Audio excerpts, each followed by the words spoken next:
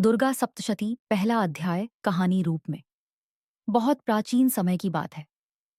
एक पराक्रमी और न्यायप्रिय राजा थे, राजा सुरथ। वे अपनी प्रजा से प्रेम करते थे और उनका राज्य सुख समृद्धि से भरा हुआ था। लेकिन समय हमेशा एक जैसा नहीं रहता। एक दिन पड़ोसी राजाओं ने बड़ी सेना लेकर राजा सुरथ पर आक्रमण कर दिया। राजा ने वीरता से युद्ध किया, परंतु शत्रु बहुत चालाक थे। अंत में राजा हार गए। दुख की बात यह थी कि उनके अपने मंत्री और सैनिक भी उनका साथ छोड़ गए। राजा सुरथ अपना राज्य खोकर अकेले जंगल की ओर निकल पड़े। भटकते भटकते वे एक शांत आश्रम में पहुंचे। वहां महान तपस्वी मेध आरष्य रहते थे। आश्रम में शांति, साधना और वेदों की मधुर ध्वनि गूंज रही थी। उसी आश्रम में राजा की मुलाकात एक व्यापारी से हुई, समाधि वैश्य। वह भी बहुत दुखी दिखाई दे रहा था। राजा ने उससे पूछा, तुम कौन हो और इतने उदास क्यों हो? व्यापारी बोला, मेरा नाम समाधि है।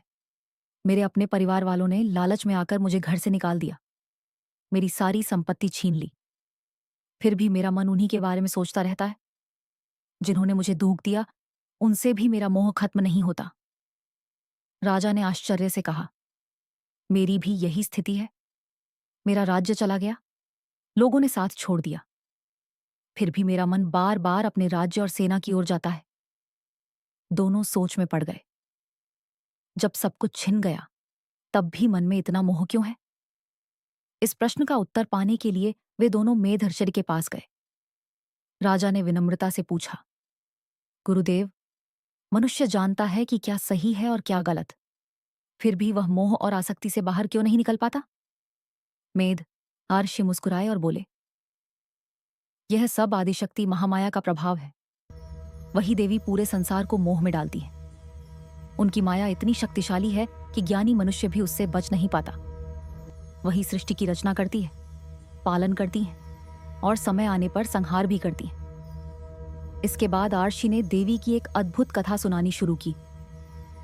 प्रलय काल में पूरा संसार जल से भरा हुआ था। भगवान विष्णु योग निद्रा में विश्राम कर रहे थे।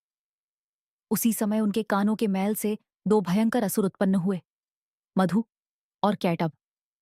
वे इतने शक्तिशाली थे कि उन्होंने ब्रह्मा को मारने का प्रयास किया। ब्रह्मा जी भयभीत हो गए। उन्होंने भगवान विष्णु को जगाने के लिए उनकी योग निद्रा स्वरूपिणी महामाया देवी की स्तुति की। देवी प्रसन्न हुई और विष्णु जी की आंखों से बाहर प्रकट हुई। तब भगवान विष्णु जाग गए और उन्होंने मधु कैटभ से भयंकर युद्ध किया। कहा जाता है कि यह युद्ध 5000 वर्षों तक चला। अंत में देवी की माया से वे दोनों असुर अहंकारी हो गए और बोले, अब विष्णु, हम तुमसे प्रसन्न हैं, वर मांगो।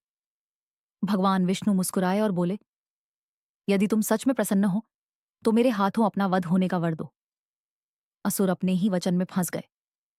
उन्होंने कहा, ठीक है, लेकिन हमारा वध ऐसी जगह होना चाहिए जहां पानी न हो। तब भगवान विष्णु ने उन्हें अपनी जांघों पर रखा और सुदर्शन चक्र से उनका संहार कर दिया। मेधर्षि बोले, यही महामाया की शक्ति है। वही संसार को मोह में डालती है और वही अपने भक्तों की रक्षा भी करती है। इस प्रकार दुर्गा सप्तशती के प्रथम अध्याय की कथा समाप्त होती।